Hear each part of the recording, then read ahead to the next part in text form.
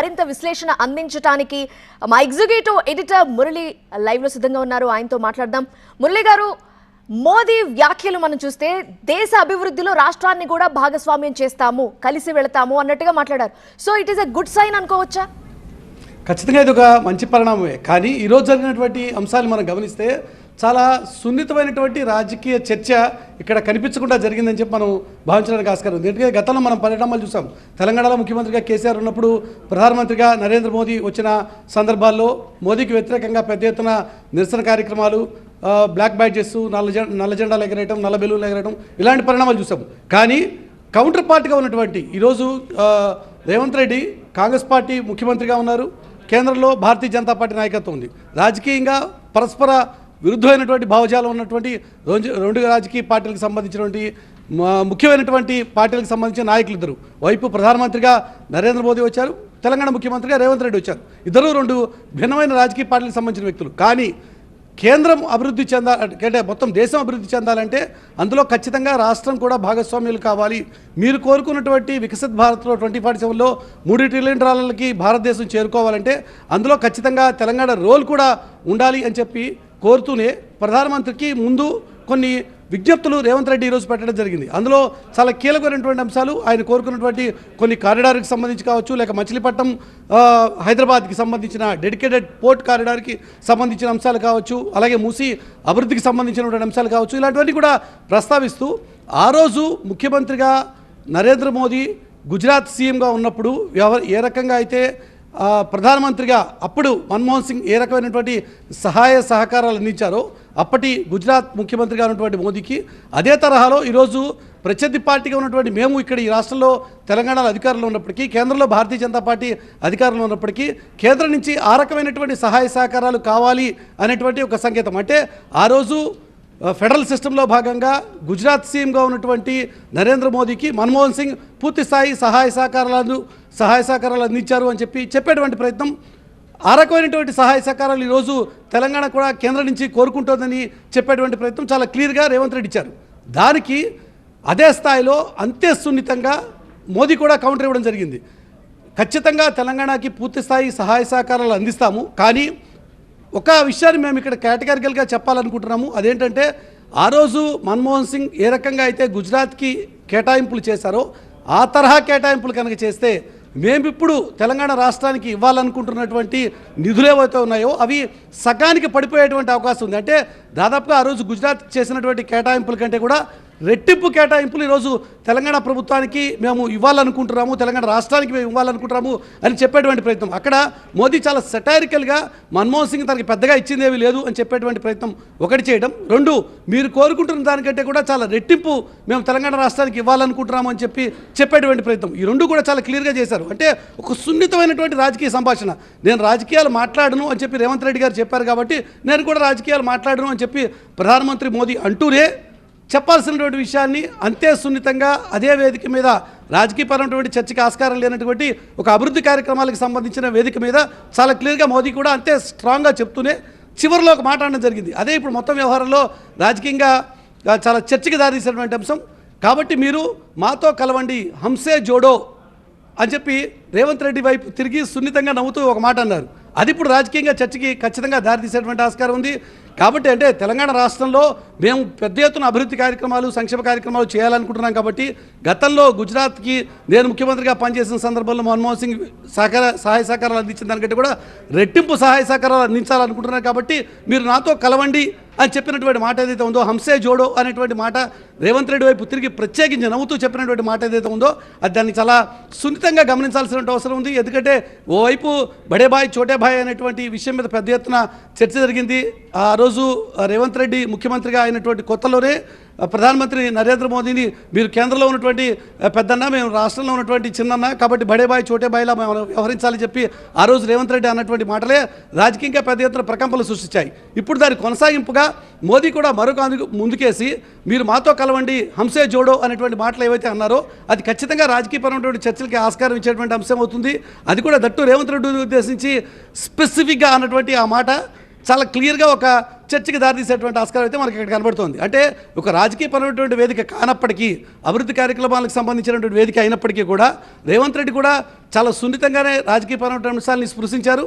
అదే స్థాయిలో, అంతే పద్ధతిలో, అంతే గౌరవంగా, అంతే సున్నితంగా రాజకీయపరమైనటువంటి అంశాలు ప్రస్తావించను అంటూనే అదే వేదిక మీద ప్రధానమంత్రి మోదీ కూడా రేవంత్ రెడ్డి ఉద్దేశించి అంతే స్థాయిలో సున్నితంగానే కౌంటర్ ఇవ్వడం కూడా జరిగింది. ఇక్కడ జరిగినటువంటి ఒక రాజకీయ చర్చను మనం విశ్లేషిస్తే ఇది ఇద్దరి మధ్య చాలా క్లియర్గా ఉన్నటువంటి గ్యాప్ను సూచిస్తూనే అట్ ద సేమ్ టైం కాబట్టి మీరు మాతో కలవండి అని చెప్పి చిన్న సెటైర్ ఏదైతే మోదీ ఇచ్చారో అది మొత్తం వ్యవహారంలో ఇప్పుడు తెలంగాణలో ఒక పెద్ద చర్చకి దారితీసేటువంటి ఆస్కారం అయితే కనబడుతుంది. మీరు అన్నట్టు అది నిజం. హంసే జోడో అనేది చర్చకి ఖచ్చితంగా దారితీస్తుంది. ఏ విధంగా కలవాలి ఇద్దరు, రెండు వేరు పార్టీలు ఏ విధంగా కలవాలి? ఆల్రెడీ గుడ్ టర్మ్స్ లో ఉండడానికి ట్రై చేస్తున్నారు తెలంగాణ అభివృద్ధి కోసం తెలంగాణ ముఖ్యమంత్రి రేవంత్ రెడ్డి. అయితే మీతో ఒక్కసారి మాట్లాడే ముందు మోదీ ఏమన్నారో ఒక్కసారి విందాం.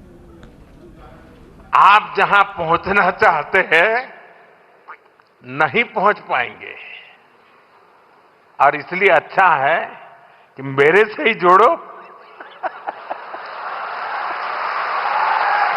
साथियों, हमारा एक पक्का विश्वास है कि डेमोक्रेसी में राज्यों में अलग अलग प्रकार की सरकारें होना कोई बुरी चीज नहीं है, लेकिन देश के विकास के लिए राज्यों का विकास भी उतना ही महत्वपूर्ण है। राज्यों के विकास के बिना देश का विकास संभव ही नहीं है, और इसलिए हमारी सारी योजना के केंद्र बिंदु में राज्यों का विकास हो, तेज गति से विकास हो, उस भाव को लेकर के हम सब मिलकर के चलें। రైట్, అది ప్రధాని మోదీ అన్న మాట. మేరేసే జోడో అంటూ పాజ్ కూడా ఇచ్చారు మురళి గారు. సో ఎలా చూడాలి అంటే ఏ విధంగా కలవాలి ఏంటి? ఫెడరల్ సిస్టంలో కేంద్రం రాష్ట్రం కలిసి పనిచేయడం అనేది పెద్ద వివాదాస్పదమైనటువంటి అంశం ఏం కాదు. రాజ్యాంగ స్ఫూర్తికి అనుగుణంగా ఆ రకంగా కలిసి రాష్ట్రాలు కేంద్రాలు పనిచేయాల్సినటువంటి అవసరం అయితే ఖచ్చితంగా ఉంది. రాజకీయంగా చూడకపోతే అది పెద్ద చర్చకి దారితీసేటువంటి అంశం కాదు. ఫెడరల్ సిస్టంలో ఆ రకమైనటువంటి సహాయ సహకారాలు పరస్పరం కేంద్రం రాష్ట్రం ఏ రకంగా కలిసిమెలిసి దేశాభివృద్ధికి రాష్ట్రాభివృద్ధికి తోడ్పడాలి అనేటువంటి అంశాలు పెద్దగా వివాదాస్పదమైనటువంటి ఇష్యూస్ చూస్తాయి కదా. ఎగ్జాక్ట్లీ బడే బాయ్ అన్నప్పుడే మామూలుగా చర్చ జరగలేదు. అందుకోసమని ఇప్పుడు జరుగుతున్నటువంటి వ్యవహారం అంతా కూడా అదే బడే బాయ్ చోటే బాయ్కి సంబంధించి ఒక చిన్న ఇష్యూనే దేశవ్యాప్తంగా రాష్ట్ర వ్యాప్తంగా ఎంత పెద్ద రాజకీయ ప్రకంపనలకి కారణమైందో చూసాం. అట్ ద సేమ్ టైం అదే సందర్భంలో ఇప్పుడు రేవంత్ రెడ్డి ఉద్దేశించి మీరు మాతో కలవండి, మీరు అనుకున్నటువంటి లక్ష్యాలను చేరుకోవాలి అంటే, మీరు పెట్టుకున్నటువంటి లక్ష్యాల్ని ఫైనల్గా అచీవ్ కావాలి అంటే మీరు అనుకున్నటువంటి పద్ధతిలో వెళ్తే సాగదు, మాతో కలవండి అని చెప్పినటువంటి మాట ఏదైతే ఉందో, అంటే ఇక్కడ చాలా క్లియర్గా గమనించాల్సింది 2047లో ఏదైతే $3 ట్రిలియన్ కేంద్ర ప్రభుత్వం లక్ష్యాలను చేరుకోవాలని చెప్పి అనుకుంటుందో, ఆ రకమైనటువంటి అభివృద్ధి జరగాలని కోరుకుంటుందో, అందులో ఖచ్చితంగా 10% కాంట్రిబ్యూషన్ తెలంగాణ వైపు నుంచి ఇస్తామని చెప్పి రేవంత్ రెడ్డి ఏదైతే తన ప్రసంగంలో చెప్పారో ఆ అంశాల ప్రాతిపదికన చూస్తే ఇది వివాదాస్పదమైనటువంటి ఇష్యూ కాదు. కానీ రాజకీయ పరంగా ఆలోచిస్తే మీరు అనుకున్నటువంటి లక్ష్యాలు చేరాలి అంటే అక్కడ చాలా క్లియర్గా అభివృద్ధి అనేటువంటి అంశాలను ప్రాతిపదికన ఆలోచిస్తే పెద్దగా ఇది చర్చకి కాదు. కానీ మీరు అనుకున్నటువంటి లక్ష్యాలు చేరాలంటే, అంటే మీరు ఉన్నటువంటి వేదిక ఏదైతే కాంగ్రెస్ పార్టీ వేదిక ఉందో, లేక మీరు ఉన్నటువంటి ప్లాట్ఫామ్ ఏదైతే ఉందో, దానికంటే కూడా హంసే జోడో అనేటువంటి మాట ఏదైతే ఉందో అది చాలా క్లియర్గా, అంటే ఇప్పుడు ఆయన ఉన్నటువంటి వేదిక వేరు, ఈయన ఉన్నటువంటి వేదిక వేరు, పరస్పర విరుద్ధమైనటువంటి రాజకీయ భావజాలం, పరస్పర విరుద్ధంగా రెండు పార్టీలు కేంద్రంలో ఏ స్థాయిలో ఫైట్ చేసుకుంటారో మనం చూస్తున్నాం.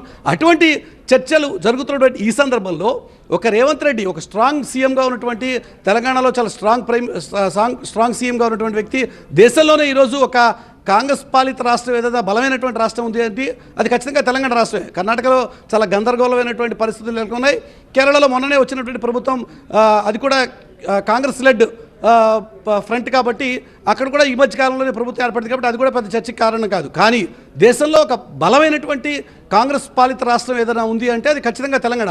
అటువంటి రాష్ట్రంలో ఉన్నటువంటి ఒక ముఖ్యమంత్రిని ప్రధానమంత్రి మోదీ ఒక రాజకీయపరమైనటువంటి వేదిక మీద అభివృద్ధికి సంబంధించిన అంశాలు చర్చ జరుగుతున్న సందర్భంలో మీరు మాతో కలవండి అని చెప్పినటువంటి మాట రాజకీయంగా ఆలోచిస్తే రాజకీయంగా చర్చకి కారణం అయ్యేటువంటి ఆస్కారం ఉంది. అట్ ద సేమ్ టైం అభివృద్ధి గురించి మాత్రమే అని చెప్పి చూస్తే అది పెద్దగా వివాదం అయ్యేటువంటి ఆస్కారం లేదు. కానీ వీరిద్దరి మధ్య ఇప్పటికే చాలా కొంత మంచి అవగాహన నడుస్తోంది అని చెప్పి ప్రచారం జరుగుతున్నటువంటి ఈ సందర్భంలో మోదీ ఈ రకమైనటువంటి కామెంట్స్ చేయడం ఖచ్చితంగా ఒక రాజకీయపరమైనటువంటి చర్చకి 100% కారణం అయ్యేటువంటి ఆస్కారం ఉంది. దీన్ని రేపు పొద్దున బీఆర్ఎస్ కానీ లేక ఇతర రాజకీయ పార్టీలు కానీ దీని ఒక ఇష్యూగా మార్చేటువంటి ఆస్కారం ఉంది. ఎందుకంటే ఇప్పటికే బీఆర్ఎస్ పదే ప్రచారం చేస్తోంది. రేవంత్ రెడ్డికి మోదీకి మధ్య మంచి సాన్నిహిత్యం నడుస్తోంది, బండి సంజయ్కి రేవంత్ రెడ్డికి మధ్య మంచి సాన్నిహిత్యం నడుస్తోంది అని చెప్పి ఓ పెద్ద ఎత్తున ప్రచారం, ఆల్రెడీ రాజకీయపరమైనటువంటి ప్రచారం రాజకీయ వేదికల మీద ఆల్రెడీ పరస్పర విరుద్ధమైనటువంటి ఆరోపణలు చేసుకుంటూనే ఉన్నారు. అటువంటి సందర్భంలో మోదీ వచ్చి స్వయంగా రేవంత్ రెడ్డిని మీరు మాతో కలవండి అని చెప్పినటువంటి మాటల్ని ఖచ్చితంగా రేపు పొద్దున బీఆర్ఎస్ కానీ లేక ఇతర రాజకీయ పార్టీలు కానీ ఇష్యూ చేసేటువంటి ఆస్కారం ఉంది. రేపటి రోజున రాజకీయ పరంగా తెలంగాణలో ఇది ఒక పెద్ద ఇష్యూకి కారణం అయ్యేటువంటి ఆస్కారం అయితే కనబడుతోంది. లాస్ట్ టైమే అన్నారు బీజేపీ బి టీం అని చెప్పి రేవంత్ని, కాంగ్రెస్ పార్టీని. మరి ఇప్పుడు ఏం జరగబోతోంది? నిన్న పోస్ట్ చూస్తే ఎక్స్లో ప్రధానమంత్రి నరేంద్ర మోదీ పెట్టింది కాంగ్రెస్ది అసమర్థ పాలన అన్నారు. కానీ ఇప్పుడేమో వేదిక మీద మేరేసే జోడో హంసే జోడో అంటున్నారు ఆయన. దీన్ని ప్రతిపక్షాలు ఏ విధంగా చూసే అవకాశం ఉంది? అసలు మనం ఏ విధంగా చూడాలి? కేవలం అభివృద్ధి కోసమే అయితే గనక కేంద్రం రాష్ట్రాలకు నిధులు ఇవ్వాల్సిన బాధ్యత ఉంది, దాన్ని మనం బాధ్యతగానే చూస్తాం. కానీ రాజకీయ పరంగానే అందరూ చూస్తారు ఇప్పుడు ఇలాంటి ఖచ్చితంగా రాజకీయ పరంగా. ఎందుకంటే ఇక్కడ తెలంగాణలో 1-to-1 కంటెస్ట్ ఉంటే ఒక రకమైన రాజకీయం ఉండేది. కానీ ఈరోజు తెలంగాణలో అవునన్నా కాదన్నా ఒక ట్రయాంగులర్ కంటెస్ట్ ఉంది. భారతీయ జనతా పార్టీ, బీఆర్ఎస్, కాంగ్రెస్ ఈ 3 పార్టీల మధ్య ఒక ముక్కోణపు పోటీ జరుగుతోంది రాజకీయ పరంగా. రాబోయేటువంటి కాలంలో ఇప్పటికే టీఆర్ఎస్కి అధికారం ఇప్పటికే ఒకసారి ఇచ్చారు ప్రజానికం, 2 సార్లు ముఖ్యమంత్రిగా కేసీఆర్ గారు ఉన్నారు. ఇప్పుడు కాంగ్రెస్ పార్టీకి ఒకసారి అవకాశం ఇచ్చారు, ఆయన టర్మ్ కూడా నడుస్తోంది. కాబట్టి రాబోయే కాలంలో ఖచ్చితంగా భారతీయ జనతా పార్టీకి అవకాశం ఇవ్వండి. ఇదే ఇప్పుడు రేపటి రోజున మరికాసేపట్లో జరగబోయేటువంటి పెరేడ్ గ్రౌండ్ మీటింగ్స్లో ప్రధానమంత్రిగా అంటే భారతీయ జనతా పార్టీ నిర్వహిస్తున్నటువంటి వేదిక మీద భారతీయ జనతా పార్టీ తరఫున ప్రధానమంత్రిగా ఉన్నటువంటి నరేంద్ర మోదీ కోరబోయేటువంటి అంశం. అటువంటి సందర్భంలో అంటే రాజకీయ పరంగా భారతీయ జనతా పార్టీ ఈ రాష్ట్రంలో ఖచ్చితంగా నిలబడాలి, నిలదొక్కుకోవాలి, అధికారంలోకి రావాలి. బెంగాల్ తర్వాత ఇప్పుడు ఇక తెలంగాణనే అని చెప్పి పెద్ద ఎత్తున భారతీయ జనతా పార్టీ శ్రేణులు ప్రచారం చేసుకుంటున్నటువంటి ఈ సందర్భంలో ప్రధానమంత్రి వచ్చి ఇక్కడ ఉన్నటువంటి ముఖ్యమంత్రి రేవంత్ రెడ్డిని హంసే జోడో అనేటువంటి మాట అంటే ఖచ్చితంగా ఈ ఇష్యూని 100% భారతీయ జనతా పార్టీ, కాంగ్రెస్ పార్టీకి సంబంధించిన రేవంత్ రెడ్డి ఒక్కటే అని చెప్పి ఏదైతే బీఆర్ఎస్ నాయకత్వం ప్రచారం చేస్తుందో దానికి ఒక ఇష్యూగా ఖచ్చితంగా మార్చేటువంటి అవకాశం ఉంది. దాన్ని 100% బీఆర్ఎస్ శ్రేణులు దీన్ని ఒక పొలిటికల్ ఇష్యూగా మార్చేటువంటి అవకాశం, పొలిటికల్ ఇష్యూగా దీన్ని ఒక ప్రజెంట్ చేసేటువంటి అవకాశం ఉంటుంది. కానీ ఇది కేవలం అభివృద్ధి గురించి మాత్రమే మాట్లాడితే పెద్ద చర్చ లేదు. కానీ ఇది అభివృద్ధి గురించేనా, మా ఇద్దరి మధ్య జరిగినటువంటి సంభాషణ అభివృద్ధి గురించి మాత్రమే అని చెప్పి రేవంత్ రెడ్డి గారు కానీ కాంగ్రెస్ పార్టీ శ్రేణులు కానీ అంటే అది పెద్ద వివాదాస్పదం కాదు. కానీ కాంగ్రెస్ పార్టీ ఆ రకంగా కౌంటర్ ఇచ్చుకోవచ్చు. కానీ బీఆర్ఎస్ మాత్రం ఇష్యూని వదిలిపెట్టేటువంటి ఆస్కారం లేదు. రేపు రోజున ఇది ఒక పెద్ద ఇష్యూగా మారేటువంటి ఆస్కారం అయితే కనబడుతుంది. చేయాల్సిన పరిస్థితి వస్తుందంటారా? మురళి గారు ఏమంటారు? ఖచ్చితంగా ముఖ్యమంత్రి అంటే బీఆర్ఎస్ ఇచ్చేటువంటి మాటలకి, బీఆర్ఎస్ చేసేటువంటి ఆరోపణలకి ఆ స్థాయి బట్టి అంటే ఆ తీవ్రతను బట్టి సీఎం కూడా రియాక్ట్ అయ్యేటువంటి ఆస్కారం ఉంది. కానీ బీఆర్ఎస్ దీన్ని పెద్దగా పొలిటికల్ ఇష్యూ కాకుండా దీన్ని కేవలం ఒక అభివృద్ధికి సంబంధించిన అంశంగా మార్చి అంతవరకే ఒకళ్ళిద్దరు కామెంట్ చేస్తే రేవంత్ కూడా దీన్ని అంత సీరియస్గా తీసుకోకపోవచ్చు. కానీ బీఆర్ఎస్ దీన్ని పదే ఒక రాజకీయ ఇష్యూగా మారిస్తే మాత్రం ఖచ్చితంగా రేవంత్ రెడ్డి కూడా అంతే స్థాయిలో కౌంటర్ ఇచ్చేటువంటి ఆస్కారం ఉంది. ఎందుకంటే రేవంత్ రెడ్డి కూడా ఏమీ అంత మాటలు తక్కువ మాట్లాడేటువంటి వ్యక్తి కాదు. 100% ఖచ్చితంగా ప్రతి మాటకి మాట సమాధానం ఇవ్వగలిగేటువంటి శక్తి సామర్థ్యాలు ఉన్నటువంటి వ్యక్తి. ఆ రకంగా రాజకీయ వేదికల మీద ఏమాత్రం శశబిషలు కానీ మొహమాటాలు కానీ లేకుండా చాలా స్ట్రాంగ్గా కౌంటర్ ఇచ్చేటువంటి మనస్తత్వం కలిగినటువంటి రేవంత్ రెడ్డి. కాబట్టి బీఆర్ఎస్ ఒకవేళ ఆ తరహా ఆరోపణలు చేస్తే దానికి అంతే స్థాయిలో అంతే కౌంటర్ ఇచ్చేటువంటి ఆస్కారం కూడా ఉంటుంది రేవంత్ రెడ్డి వైపు నుంచి. రేపటి రోజు మాత్రం ఇది ఖచ్చితంగా ఒక పొలిటికల్ ఇష్యూ అయ్యే మాత్రం ఆస్కారం కనబడుతోంది. రైట్ మురళి గారు, థ్యాంక్ యూ ఫర్ జాయినింగ్.